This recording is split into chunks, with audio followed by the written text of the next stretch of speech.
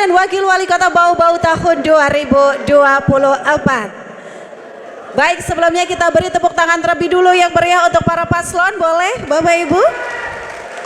Kita masuk di segmen terakhir. Kami akan berikan kesempatan untuk pasangan calon nomor urut 2 memberikan pertanyaan kepada pasangan calon nomor urut 3. Silakan paslon nomor urut 2 memberikan pertanyaan kepada paslon nomor urut 3. Waktu Anda 1 menit dimulai ketika Anda berbicara. Baik, terima kasih moderator. Untuk pasangan nomor urut 3, dalam visi Anda, tema kolaboratif menjadi dasar utama untuk mendorong kemajuan Bau-Bau. Namun, kolaborasi yang tidak terkelola dengan baik dapat beresiko tergelincir menjadi bentuk kolusi yang merugikan masyarakat, terutama jika terjadi monopoli di dunia usaha dan dalih kolaborasi. Bagaimana Anda memastikan bahwa semangat kolaboratif ini tetap berjalan transparan dan akuntabel, serta tidak disalahgunakan untuk kepentingan segelintir pihak? Pertanyaannya, berdasarkan pengalaman Anda selama ini, langkah apa yang akan Anda ambil untuk mencegah hal tersebut dan tetap menjaga prinsip keadilan serta persaingan sehat? 02, terima kasih. Silakan 03 menjawab. Waktu Anda 2 menit dimulai ketika Anda berbicara. Terima kasih. Yang pertama kita harus melakukan bagaimana bagaimana menata SDM yang ada di Kota Bau-Bau agar tidak terjadi, kemudian memberi pendidikan bahwa mereka jangan melakukan suatu hal-hal yang tidak sesuai dengan aturan. Itu yang harus kita lakukan. Kemudian mendidik mereka supaya berintegritas terhadap apa cara profesi-profesi yang diembannya. Itu yang harus kita lakukan. Di samping itu kita harus memberikan regulasi yang benar-benar sesuai dengan regulasi yang tidak bisa menyimpang, dan ini mempunyai sanksi apabila tidak di ini. Kalau seandainya itu sudah berjalan, saya kira tidak ada masalah nantinya. Saya kira itu yang saya tambahkan, kami tidak takut dengan kolaborasi. Kolaborasi harus dilakukan. Bau-Bau sumber daya wilayah juga terbatas. Kita tidak bisa hidup sendiri. Oleh karena itu, 5 visi misi kami, setiap misinya mengemban amanat kolaborasi. Kami tahu sumber daya Bau-Bau yang terbatas itu, maka kami harus membuka ruang bagi saudara-saudara kita di sekitar, apalagi dalam konteks Kepton. Masalah ketakutan yang disampaikan oleh Ibu tadi itu bukan masalah. Kita akan perkuat regulasi supaya jelas di mana salahnya, di mana, dan kalau perlu kita melakukan deregulasi jika regulasi yang ada menghambat atau tidak mempercepat, umpamanya dalam memperkuat perekonomian kita. Kita tahu banyak sekali regulasi yang juga menghambat. Kita lakukan deregulasi. Jadi jangan khawatir Ibu, kita tidak boleh takut menyancong masa depan. Kita harus berani, dan sepanjang kita membuat peraturan, ada aturan hukum, maka yang salah harus dihukum dan yang benar harus diberi penghargaan. Saya kira begitu. Cukup? Baik, terima kasih paslon nomor urut 3. Selanjutnya silahkan menanggapi paslon nomor urut 2. Waktu ada 2 menit dimulai ketika Anda berbicara. Baik, terima kasih Ibu dan Bapak dari paslon nomor urut 3. Kami sepakat dari pasangan paslon nomor urut 2 Kamali, kami sepakat dengan jawaban Ibu tadi. Memang kita dalam penguatan regulasi memang harus ada kebijakan yang transparan untuk kita menjaga tidak ada kolusi dan monopoli. Kompetisi sehat dan kolaborasi ini pastikan bahwa setiap kerjasama dengan pihak swasta dilakukan melalui mekanisme kompetisi yang sehat, seperti tender terbuka yang kemungkinan semua pelaku usaha berpartisipasi secara adil. Mungkin ada tambahan dari Pak Wakil? Ya, terima kasih untuk pasangan nomor 3. Ya, saya kira apa yang disampaikan tadi cukup tepat, bahwa yang namanya kerjasama, janji-janji politik kita bekerja sama. Dalam arti bahwa kita berjuang bersama untuk menjadi seorang penguasa. Namun pada saat kita berkuasa, ini jadi masalah. Apakah kita mementingkan orang banyak atau kita hanya mementingkan diri sendiri? Nah, kalau dengan yang disampaikan tadi bahwa kita buat regulasi, saya kira cukup tepat. Karena kenapa? Sudah itulah yang akan menjadi jembatan kita atau pedoman kita untuk melaksanakan kita punya kebijakan-kebijakan. Kalau tidak pakai itu berarti ya kerjasama tadi hilang karena ambisi pribadi. Seperti itu. Terima kasih. Sudah cukup Paslon 02? Baik, mohon tenang para pendukung ya. Mohon tenang, sekali lagi kami berikan kesempatan untuk paslon nomor urut 3 menanggapi kembali. Waktu Anda 2 menit dimulai ketika Anda berbicara. Terima kasih. Kembali lagi, kita negara hukum. Hukum yang ada maupun regulasi yang bisa kita bentuk sendiri. Kami yakin bahwa tantangan di depan, permasalahan di depan tidak boleh mengekang kita karena ketakutan seperti itu. Karena itu kita sebagai negara hukum patuh pada aturan. Dan kami, Bapak Haji Yusran dan saya, sudah tentu ketika kami memimpin Kota Bau-Bau, insya Allah amin, maka akan menegakkan aturan-aturan sebagaimana mestinya. Mengenai tender dan lain-lain, saya bukan pengusaha kecuali Pak Yusran ini, tetapi semua itu ada regulasinya. Saya juga pernah menjadi ASN 1/4 abad. Bahkan di dunia ASN ada regulasi ketika kita melakukan tender. Semua ada aturannya, jadi jangan menjadikan kita ketakutan dan kita harus terus semangat. Jadi kita kembali kepada nawaitu. Saya kira tantangan dan permasalahan di Kota Bau-Bau yang kita lihat saat ini itu adalah menjadi keprihatinan kami. Dengan tetap menghargai para pemimpin Kota Bau-Bau dengan karyanya, izinkan kami untuk juga melangkah menuju kontestasi ini dan insya Allah memenangkan pilkada Kota Bau-Bau, dan insya Allah kami akan melakukan dengan sebaik-baiknya.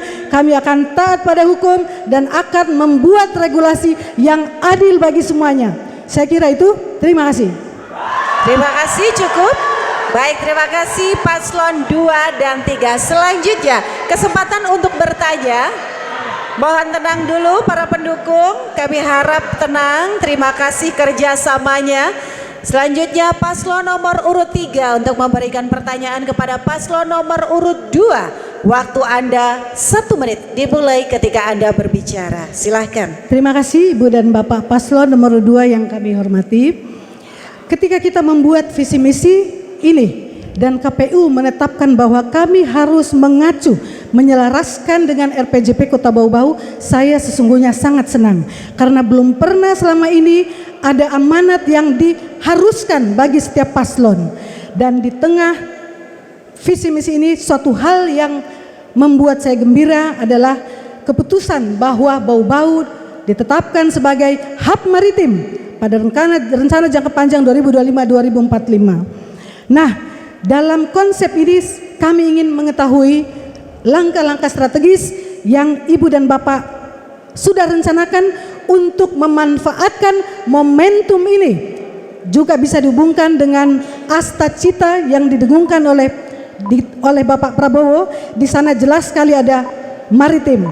Apa langkah-langkah strategis yang direncanakan untuk merebut? Waktu habis. Terima kasih paslon 3. Paslon 2 silahkan menjawab. Waktu Anda 2 menit dimulai ketika Anda berbicara. Silahkan. Iya, terima kasih.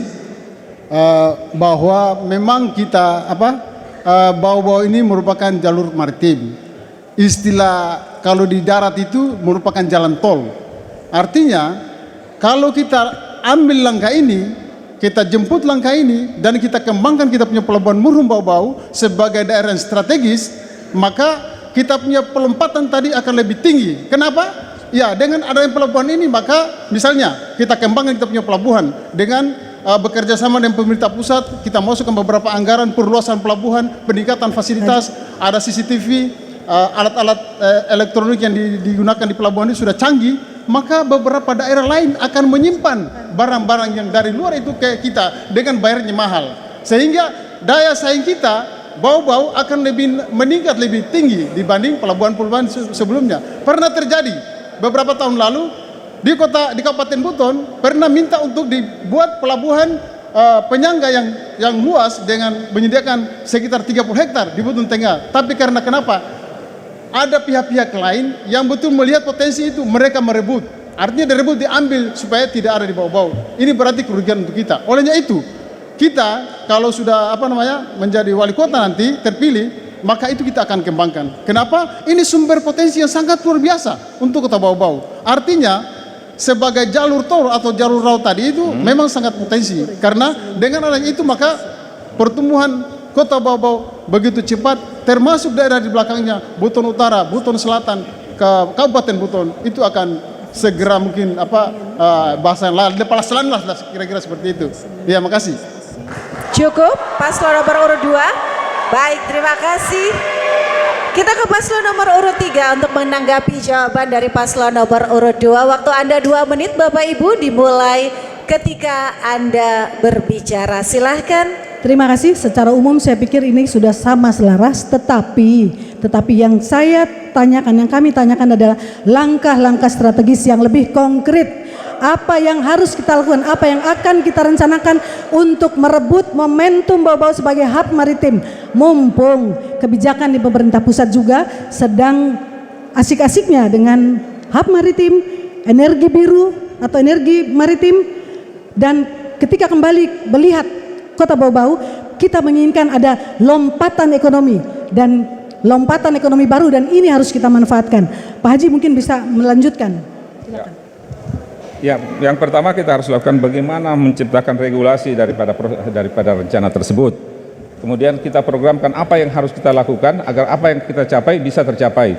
Kemudian regulasi tersebut seperti investasi yang harus investasi dari luar ataupun dari dalam, kita harus mengundang mereka supaya bisa berinvestasi terhadap rencana-rencana yang kita sudah rencanakan tersebut. Saya kira itu. Kemudian menciptakan ruang-ruang ekonomi yang dibutuhkan untuk peningkatan rencana-rencana yang akan kita lakukan. Saya kira itu. Cukup ya. Ada 3 cukup. Terima kasih. Selanjutnya paslon nomor urut 2 untuk menanggapi kembali. Waktu Anda 2 menit dimulai ketika Anda berbicara. Silahkan. Ya, terima kasih. Sebenarnya kalau berbicara masalah regulasinya saya kira sudah cukup. Karena kenapa? Ini kan daerah Bau-Bau ini daerah strategis. Artinya dia sebagai jalur tol antara barat dan timur. Sehingga kita sebagai orang daerah kalau ingin kita meningkatkan suatu potensi yang ada, misalnya peningkatan perikanan laut. Nah, kalau kita adakan itu berarti harus ada kita punya tempat-tempat untuk menyimpan atau alat cold storage ataupun bentuk-bentuk lain yang bisa menampung ikan, dan kita bisa kirim ke daerah Jawa atau sampai dengan ekspor. Kenapa? Kalau kita lihat di Sulawesi Tenggara ini terkhusus daerah kawasan ekonomi khusus atau apa istilahnya itu kan hanya Wakatobi, sedangkan di Nusa Tenggara ada 5 kawasan strategi nasional atau apa, sehingga di situ bahwa pemerintah pusat itu akan mendroping dana sebesar-besarnya. Nah, kalau kita terpilih jadi wali kota, maka potensi kelautan tadi coba kita angkat, karena hanya di daerah timur saja yang ada, sedangkan di daerah-daerah pertengahan ini tidak ada. Olehnya itu kalau betul-betul kita lakukan itu, maka perompatan juga ekonomi kita bukan hanya pelabuhannya, tapi hasil bumi, hasil lautnya kita bisa juga kirim ke daerah-daerah yang dibutuhkan, termasuk kita ekspor ke luar negeri, apakah ke Jepang, ke Cina, ataupun kebutuhan-kebutuhan orang di Jawa, Makassar, Jakarta, ataupun di Surabaya. Sekian. Cukup, tidak ada tambahan. Baik, terima kasih paslon nomor urut 2 dan 3. Silakan kembali ke tempat.